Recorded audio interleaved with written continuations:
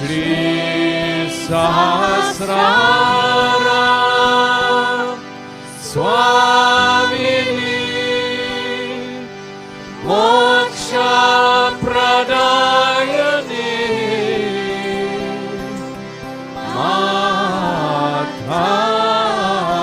Mataji Shri Nirmala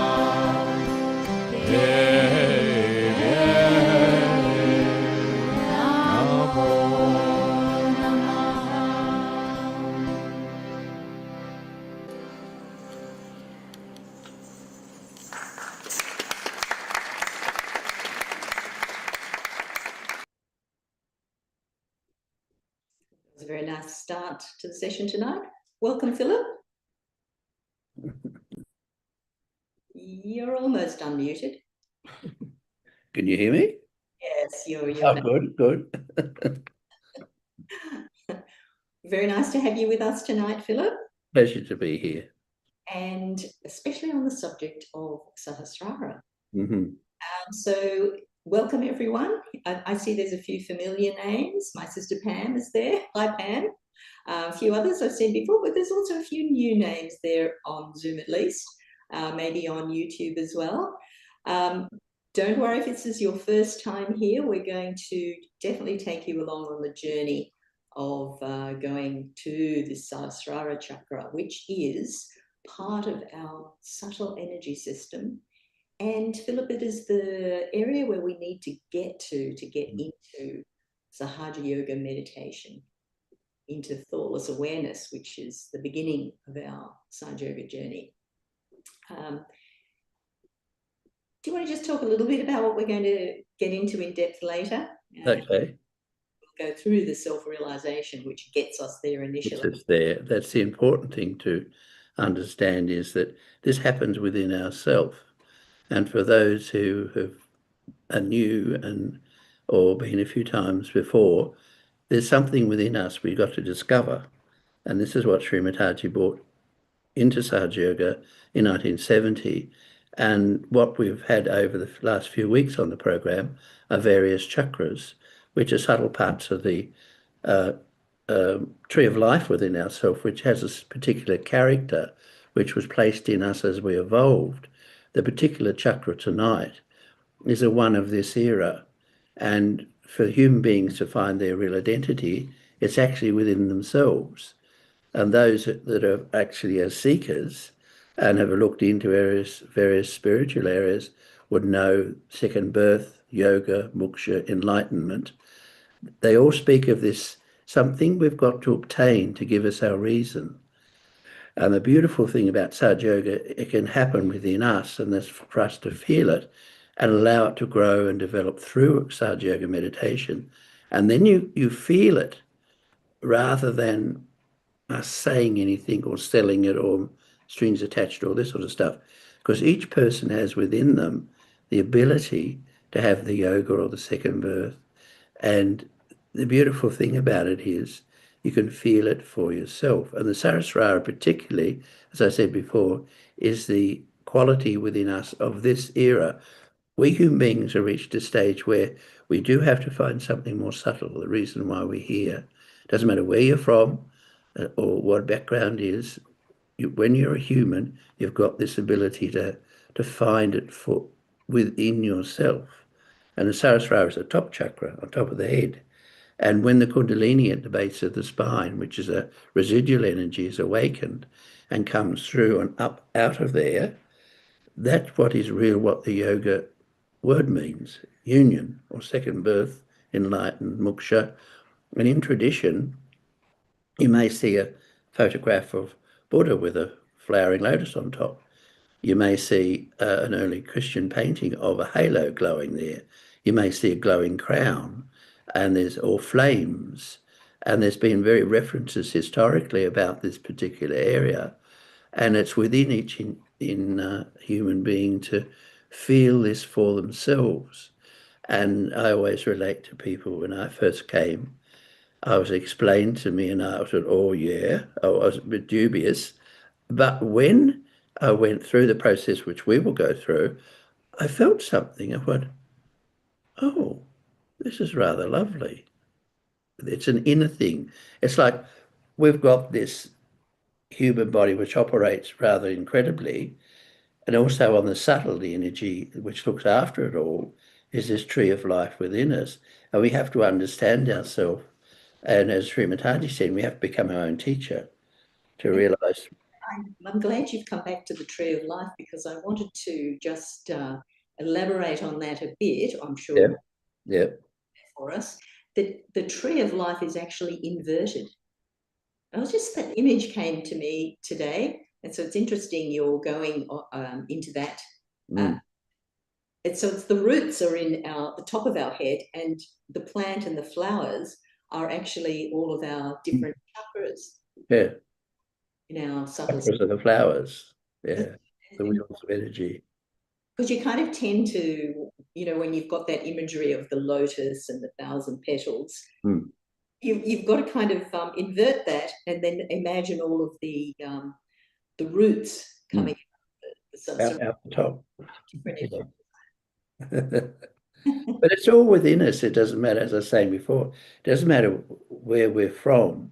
And this is the beautiful thing about it. Through the process of awakening of this residual energy, whether you wish to want to call it Kundalini or Shakti or whatever, there's various names in different cultures. It's there for the human being to have. It's part of, we've evolved up to this point. We've come through many, many millions of years to evolve to this point. And there's an answer they've always talked about where we are to find our real meaning. And that's a beautiful thing to discover within ourselves. The answer is within inside ourselves. And this is what Shri Mataji delightfully started in 1970. And this is what these programs are all about. So people can feel for themselves and through the information that we can pass on, develop their meditation and actually grow and feel that beautiful thing within ourselves. Yes. So that's the good thing about going through self-realization, initially, especially for Yeah. the first time, gets you into that Yes. domain, that dimension domain, but then developing your self-realization gets you further. Yes, it's a growing process. It evolves. It's worthwhile for us all to go through that because Yeah. strengthening our self-realization. And then if it's your first time, it's getting your self-realization. Getting your realization allowed to grow. That's the important thing, to give it the time to meditate, to let it evolve. And you feel something in the beginning, but then as you develop this, the central channel, which is awakened within us, this extra dimension within us, you feel the depth of it, you feel the silence of it, and you want it to expand. And it's a beautiful process, and it shows us beautiful things about ourselves. A quick look at the chart so that people know what we mean by the central channel and the right channel and the left channel, and and that one. That one, yes. So, As you can see, there's three vertical channels. In human awareness, the blue one on the left is our past and our emotions. The yellow one on the right is we become modern, our ego developed, we had a right side, which is to do with our action. And they end up as the top of the head there as our superego and our ego. So we've got these two things to work with as humans. And this is why we get a bit all over the place. If we go into the left, we become depressed and morbid. We get into the right side, we become overactive. And what the beautiful thing about the central channel is is there to discover, to give the balance, is once the Kundalini is awakened, it gives us a more of a central approach where we feel much more in the present, we feel much more silent, and we exist in a more balanced way. And the whole idea of the awakening of the yoga is to help clear this system from what we've gathered from the past, both our left and right side, and allow it to balance so we're more in the center and actually can evolve. Of course, the central channel is to do with evolution, where we can evolve. And that's why the Kundalini, when it breaks through the Sahasrara at the top, gives us that opportunity to move on. And Sahasrara, once it's opened, and we keep up the meditation, it remains open and you can actually feel it within yourself. And it gives a balancing within ourselves, a quiet area, which is, it's a beautiful experience. we go, Philip, Yes. go to that experience. But I mean, that interesting point about feeling, and you've got the hands there, Yep. each of the chakras, each of the fingers relate to a chakra. It's not that you have to learn all that, but if you're feeling something, you can look it up and see, oh, that's because of that. Not that you have to work out why you're feeling something, you just try and clear it out. And in fact, it happens that these things get worked out by the mere time in thoughtless awareness. Mm-hmm. So all the things we're doing is so that we can not do things. Yes. We're doing stuff to not do stuff. Yeah. You just be thoughtless and not think about it or try to analyze it or so it's just as you said, Philip, it's a feeling. It's a feeling. As human beings, we feel like we are the doer, and the emotions are there on the left side and the action on the right side, and we feel that but we don't sort of understand that this has all been given to us, it's all part of us. And this extra dimension through the awakening is another dimension where it sort of balances that all out. And as you said, what's on the hands is the way we interpret ourselves, and we become our own teacher, as Shri Mataji insists on, that we know the knowledge, we look after ourselves, and you can understand your left side and your right side, and where you are within yourself. And the balancing is obtained by the strengthening of the Kundalini through the process of meditation, which is a beautiful practice. And it's to do with the silencing so the energy can work. It's like we as human beings are used to being the doer and the ego and all this sort of stuff. And we often forget that there's a lot of subtle things that happen that are very beautiful, which is beyond us. Mm. And that's within ourself as well through this awakening. So shall we do that? Shall we try and feel that silence? Yep, that's the way. Yeah. So Philip, do you want to take us through that Okay. process of getting into the seventh center? Okay. Well, if we all of us open our hands on our lap, and remembering that this residual energy, this Shakti, this Kundalini within us, is in the sacrum bone, it's coiled there waiting. And by going through this and putting our attention on, and the vibrations are there for it to be enlightened, all we have to do is go through a process which I'll guide us through to express our desire to feel it. And the first one in this picture on the screen is we place our hand on our heart. And by taking these affirmations, we're expressing the desire to feel this, to feel the awakening. And at the heart level, we've got to ask the question, what am I? What am I really? I'm not the future or the past. In my heart resides the spirit. Am I the spirit?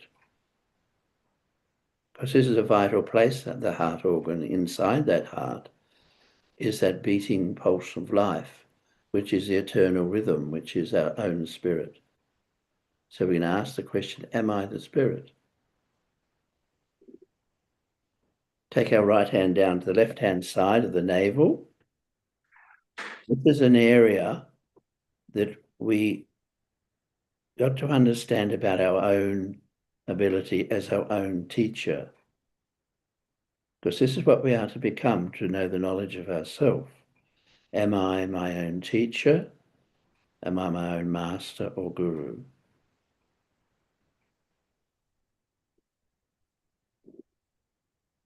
Because we've got to know that, how we operate. Take the right hand down where the leg joins onto the hip. And this is where we ask the question, am I the true knowledge, the real knowledge, the knowledge which is for my benevolence, which is to my advantage on a spiritual level, on a subtle level? And the answer there is, yes, I am. I have that potential to know myself.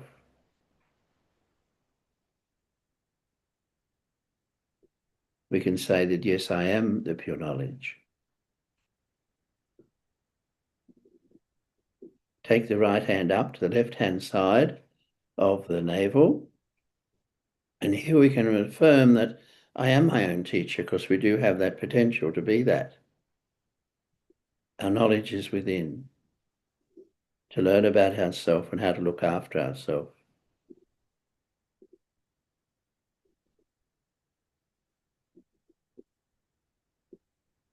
I am my own teacher. It's what we have to become. Now back up to the heart. And here we can say that I'm not the past. I'm not the future.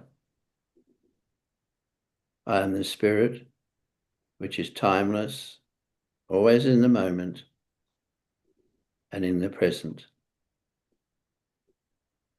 That's the quality in my heart. And we can say to ourselves that I am the spirit. That's that quality of the heart. reflected by the heartbeat. It's like the eternal quality of silence and joy. Take our right hand up to the left-hand side of our neck, on the side there, and this center gets affected when we get guilty about things, about life, what has happened. And here we can say, I am not guilty. Because all the chakras have particular qualities. On the left-hand side of this one, it's to do with the witnessing of life and things that maybe we've done that are wrong. We just forgive ourselves. I am not guilty.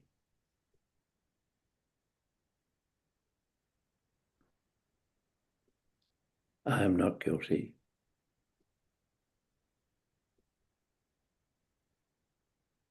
Now take that right hand to the back of the head. This is where our past and our memory sits. It's the superego. And this is where we forgive ourselves, to clear our past, to let go things that we may have held on to, where we may be guilty about.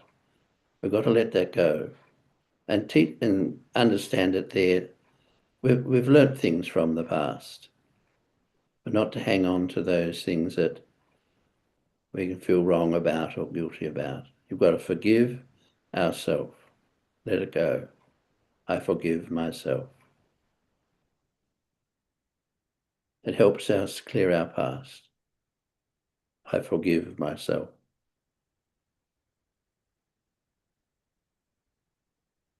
Now we take that right hand to the forehead, the front. We can bow our head slightly. This is where our ego sits.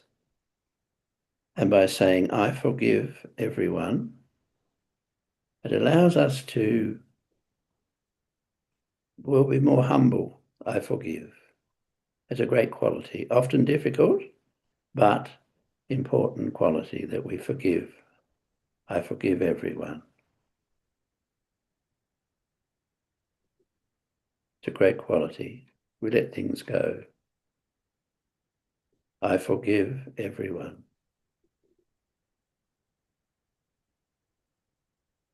Very important quality, I forgive. Now take that right hand and place it on the top of our head. And this is a Sahasrara, which is the subject of tonight's program. This is the integrating point where the Kundalini pops through to give the yoga, to give the moksha, the anointing, the enlightenment. Many names from history, from different cultures. And here we ask for this chakra, please open my Sahasrara. And we're requesting the Kundalini to move through here, to come through as a fountain. It's interesting, the top of her head is known as the fontanelle, which is small fountain. Very old name.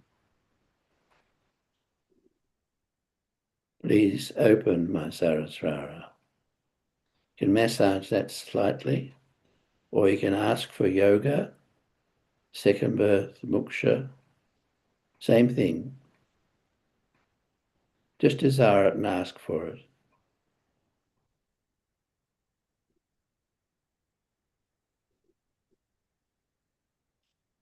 You can lift the hands slightly. You may feel a cool breeze there, because when the Kundalini comes through, she's a breath. She's the Numa, which has been spoken of historically, the breath. And it's a feminine quality. It's the mothering energy. She comes through as a cool breeze. And you may feel that you're feeling a little more silent. It's because when the Kundalini passes through this Agya chakra at the forehead in the brain, it takes us into the present, which is the meditation, the thoughtless awareness.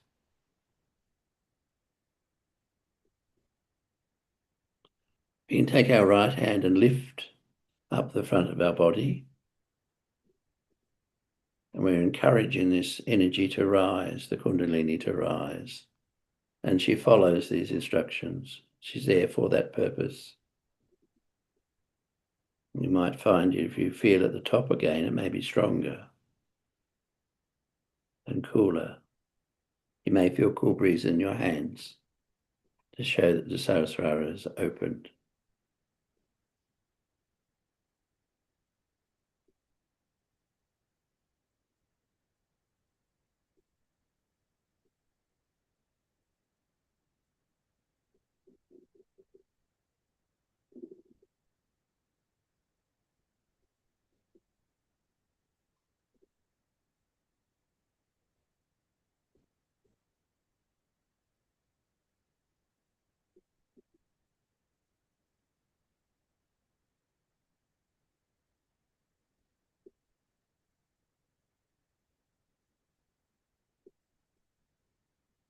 See if you can keep your attention on the top, on the Sahasrara at the top of the head. That's our crown. Keep our attention sitting there if you can. Let it gently drift to the top where that energy is coming from.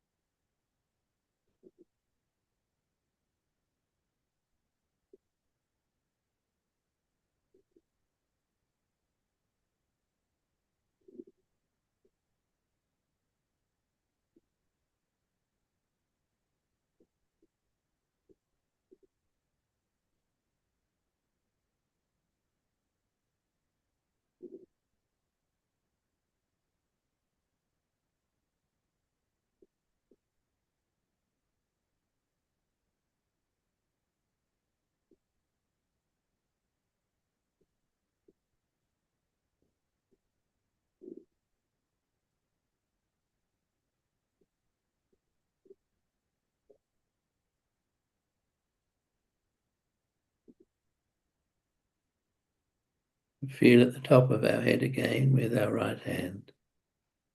And try with the left hand as well to see, you can feel that cool breeze there and the subtle energy that it is. And also to take note of how you're feeling inside.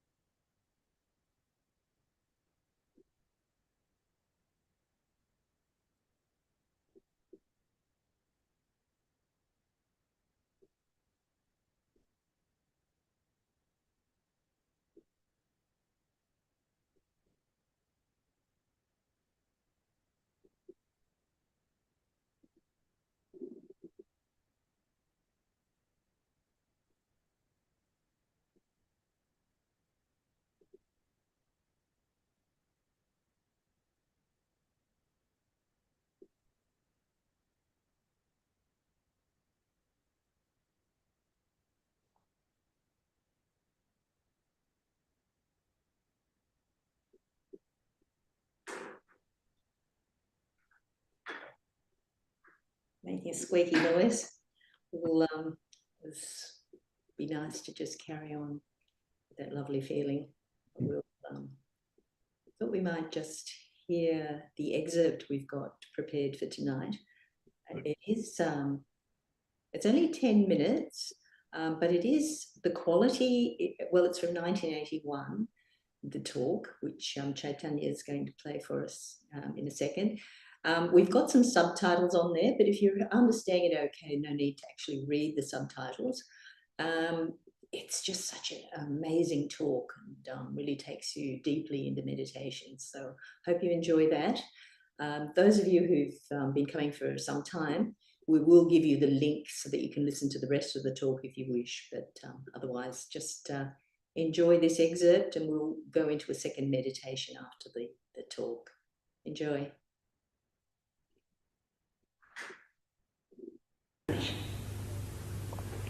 First thing you get is thoughtless awareness. With this, you cross the gate of Christ. You can cure people, you can raise the Kundalini. You may also be able to give realization to people.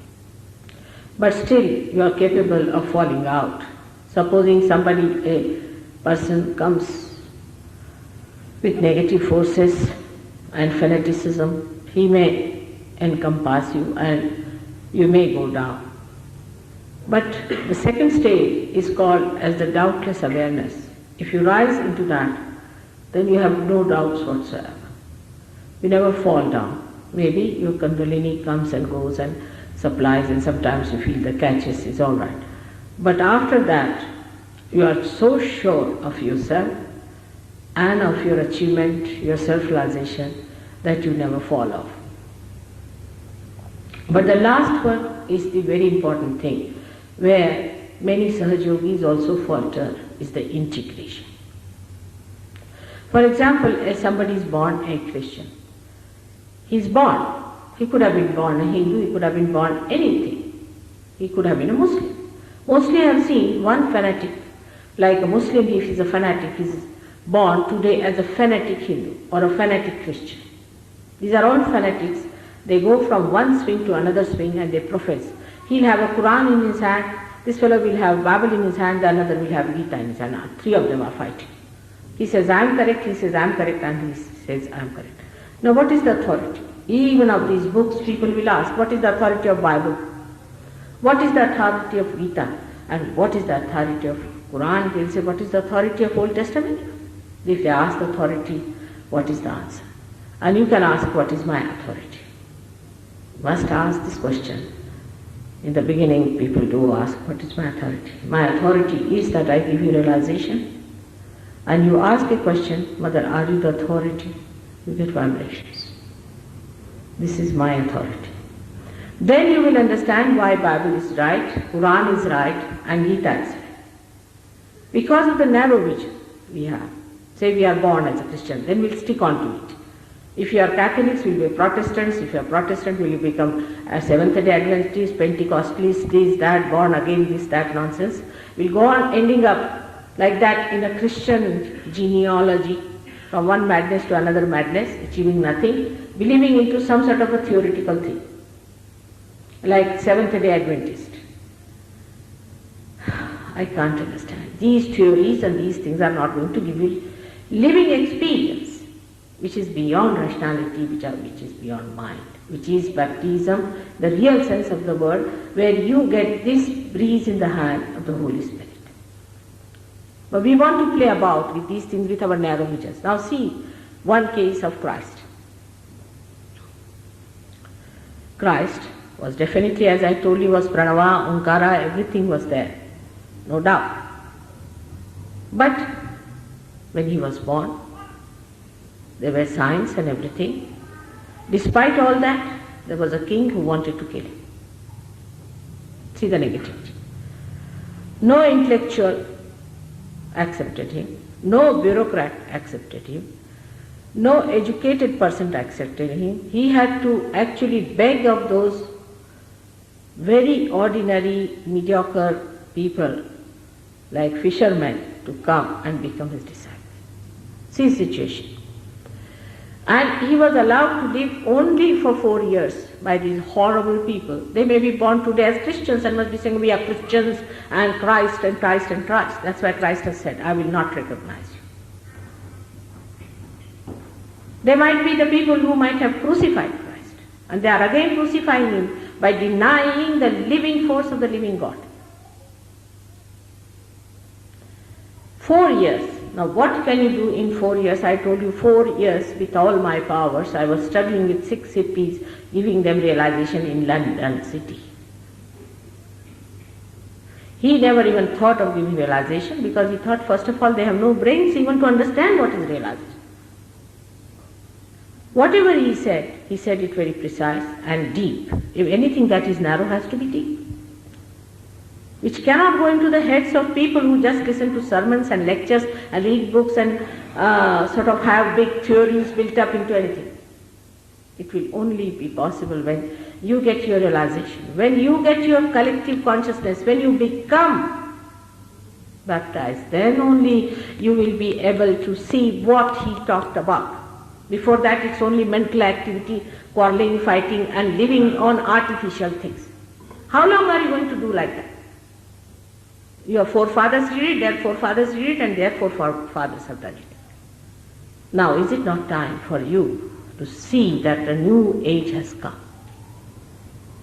What are you going to lose by that? You form organizations, false and false and false. There should be some honesty about it. Just talking morning till evening, you are not going to receive any knowledge about Christ, I can tell you. This narrow vision of Christianity has killed Christ and Christianity both. The narrow vision of Jews has killed Moses and Abraham. The narrow vision of Krishna and the narrow vision of all these people has killed them. They have deadened them. Your children are going to challenge you. They are going to ask you what foolish things you have been doing all your lives. They are going to ask you, why did you do it? Have you any answer to give? For that, one has to understand that we have not found our absolute. You be honest to yourself, have you found your absolute? We have not yet found our absolute. That's what you have to find. You have to be born again, not to certificate yourself that I am born again. I've seen many people, I am born again. Really? How do you say? Can you feel the chakras of another person? Are you collectively conscious? Can you feel your own chakras? Can you clarify yourself? Is there any transformation? No transformation. Then you have among Jews also very fanatic people. Muslims have lost even the recognition of God's mercy and compassion. It's such a sad state. At this sad state and confusion, there has to be the integrating force, and that integrating force is your spirit. That integration takes place in this 7th chakra of Sahasrara. All the 7 centers are there, and all the centers are coordinated and correlated. And that's how, at the 7th chakra only, you can get your realization. You didn't allow any one of them to say anything about it. If they tried to say anything, you brought out a book. Oh, see, this book is written, it is written so and so, and this is written so and so. Say, for example, when Christ was born, it was said that a child will be born to a girl, Kanya. In Sanskrit language is Kanya.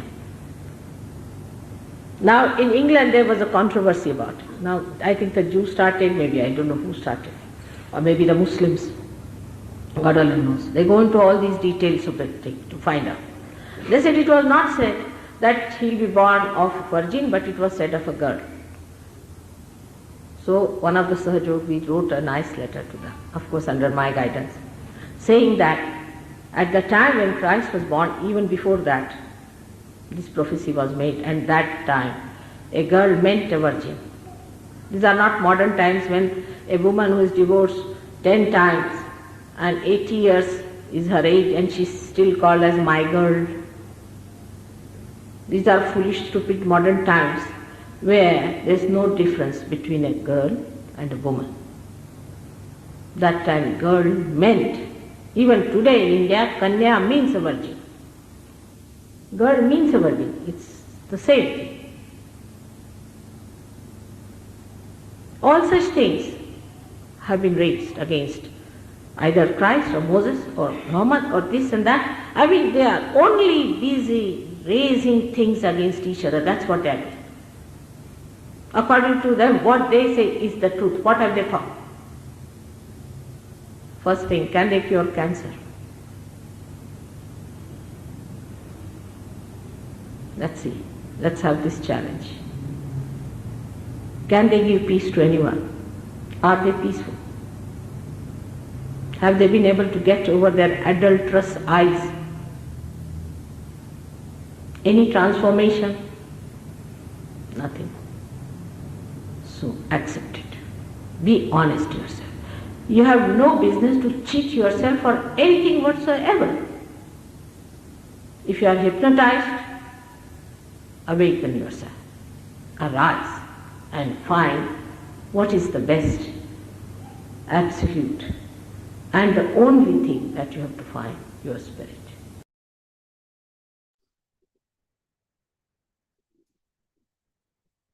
Let's just go into the next part of our meditation. And then Philip might give us a little bit more about the Sahasrara. But let's just drop our right hand down to the earth. If you're sitting on the ground, of course, you can put that right hand on the earth. The left hand is on your lap.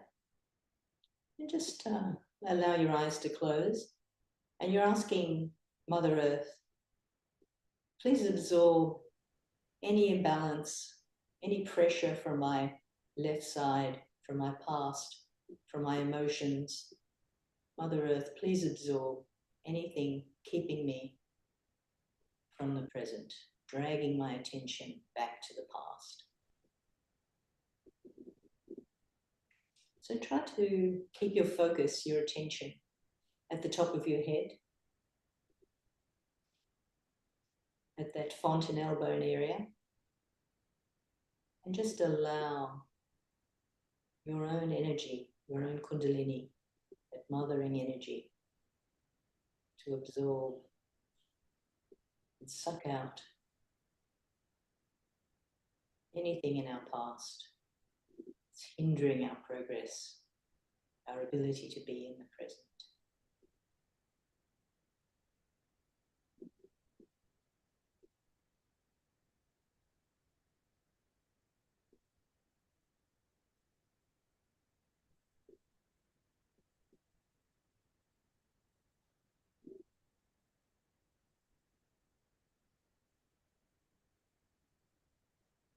And then bring that right hand open on your lap and bend the left one so that your palm is facing behind you.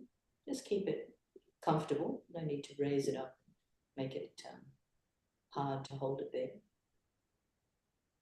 And we're now asking Mother Nature, Mother, please absorb into the atmosphere any heat or overactivity from my right side, from my side of the future planning action, my action side, the masculine side of my nature. Please absorb any heat and keep me in the present. So again, our attention is up on the top of our head, our fontanelle, a fountain.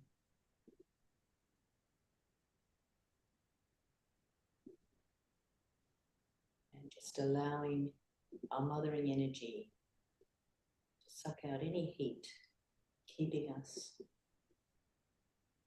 out of the present.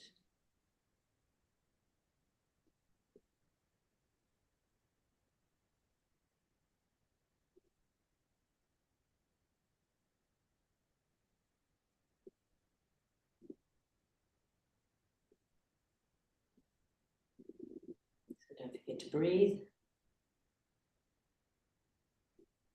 Nice long breaths in. Hold it for a moment at the extreme of the in. Just hold it for a moment on the extreme of the out. So we're slowing our breathing down.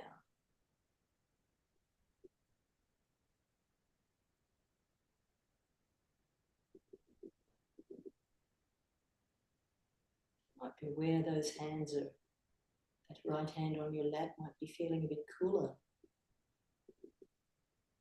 So let's just keep both hands on our lap open. Still breathing.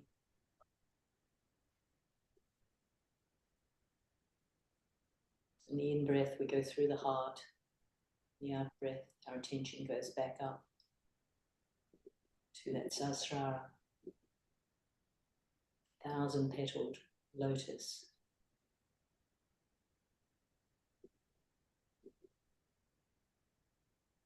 Thousand nerves,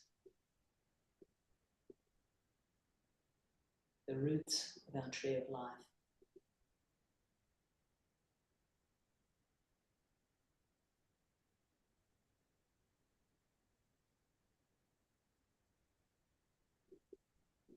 And just while we're keeping our attention up there, the fountain, try to listen to some music that Chaitanya is going to play for us.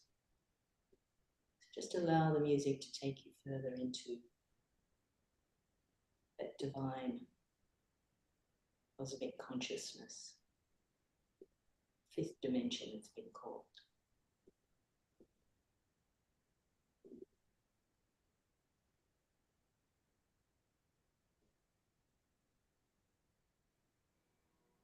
If thoughts come, just tell them. Take it back.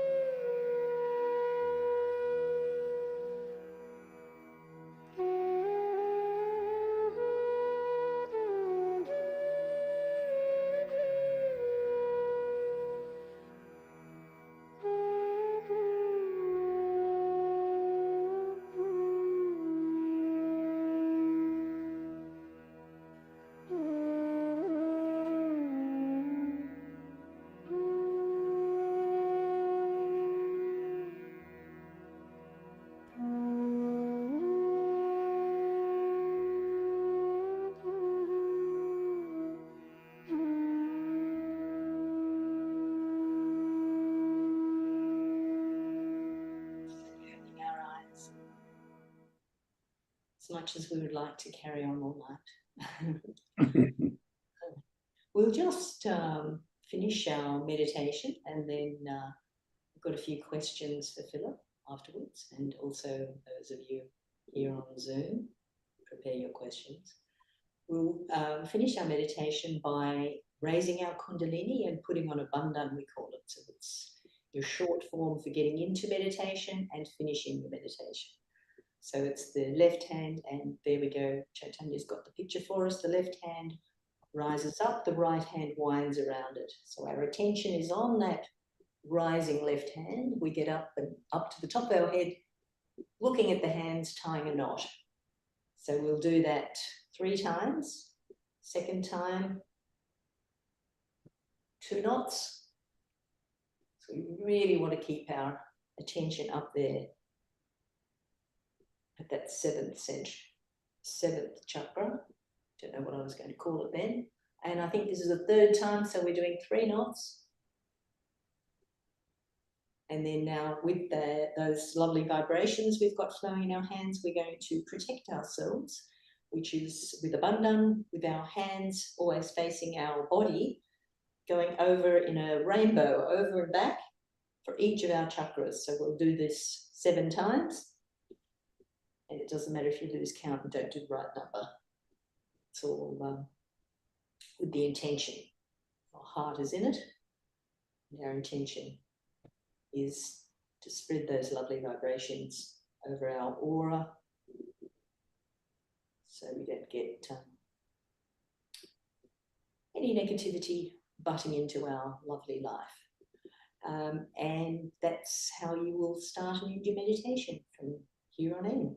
So that's if it's your first time here tonight, that's the beginning of your journey, and it grows with that time in thoughtless awareness. So that's the goal, get more thoughtless awareness. But just going back to our subject for the night, Philip, integration. Got any more thoughts on the word integration? Because we see that on the chart when we see it, the 7th center of integration. And in the talk that we listened to of Shri Mataji, she was saying that that's the place where we fall down. Yes, yes. The integration is the quality of the top chakra, Sahasrara. The word Sahasrara means 1,000.